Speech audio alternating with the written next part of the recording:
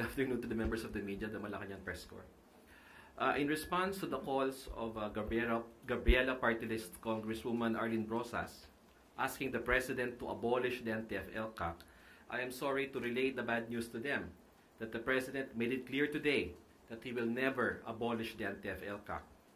The President, as chairman of the NTF-ELCAC himself, recognizes the success of the task force in decimating the terroristic activities of the CPP, NPA, NDF.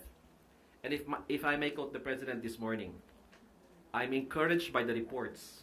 Our efforts are bearing fruit. We have to continue. It has been successful, and we need to continue to invest in its success. End of quote. So I don't think we will have a more clearer answer than that from the President. Let me put on the record that it was the NTF-ELCAC that dealt a heavy blow to the CPP, NPA, NDF. That is why the NPA now is at its lowest point in its more than 50 years of reign of terror in the countryside. The facts speak for themselves, and later on, the Vice Chief of Staff may perhaps give a more comprehensive report. There is now only one remaining weekend guerrilla front in the province of Camarines Sur. Wala na pong ibang active guerrilla front, weekend na lang at nasa Camarines Sur. Nakakalungkot, taga dun pa ako. And this and this remaining weekend guerrilla front will be dismantled within the year. At present, there are only 1,050 remaining NPA armed members scattered and isolated in some parts of the country.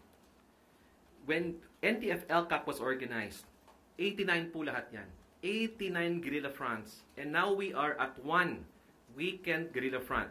That is equivalent to a 98.88% accomplishment rate from the original target. And why has the CPP-NPA significantly declined? It is due to various reasons. One, its leadership losses.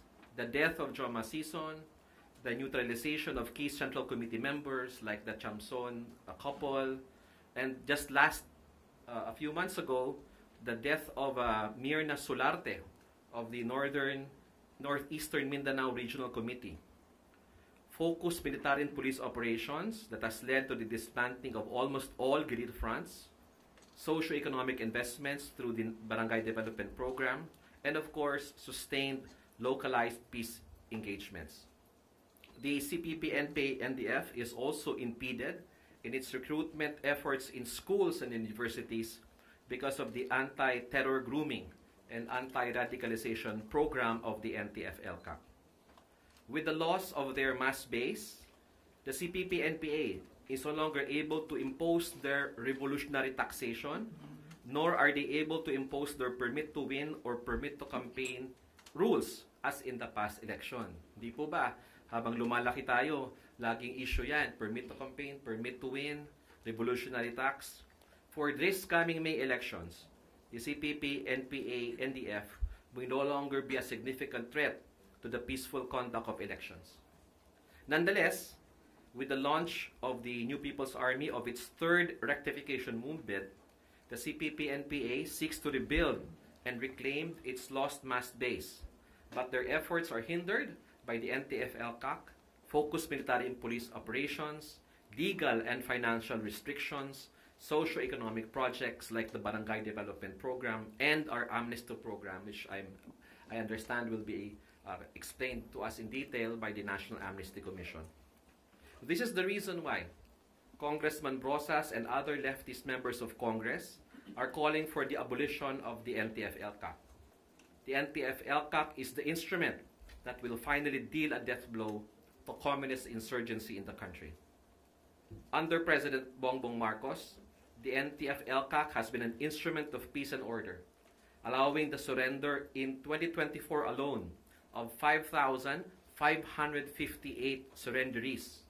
Ano po ang breakdown ng 5,558 na yan?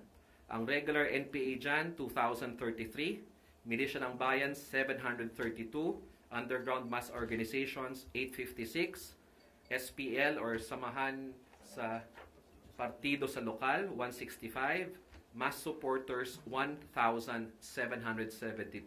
Lahat po itong 5,000 ito or 5,558, were provided e-clip assistance by the NTF-ELCAC. Therefore, we thank the President for his 100 support to the NTF-ELCAC, and we commit to his directive to continue our efforts to finally end communist armed conflict in this country within his term. Maraming salamat po.